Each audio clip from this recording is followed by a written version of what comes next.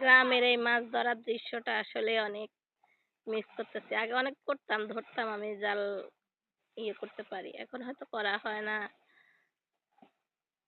করব।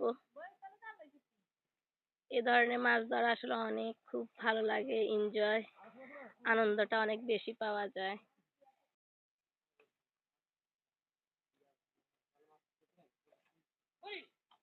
ওয়াও, মাছ নিয়ে আনলে মরে যাবে। ওয়াও, আরে গে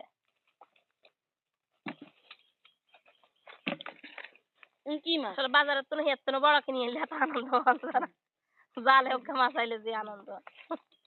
ওই আর গারগে এই হালাই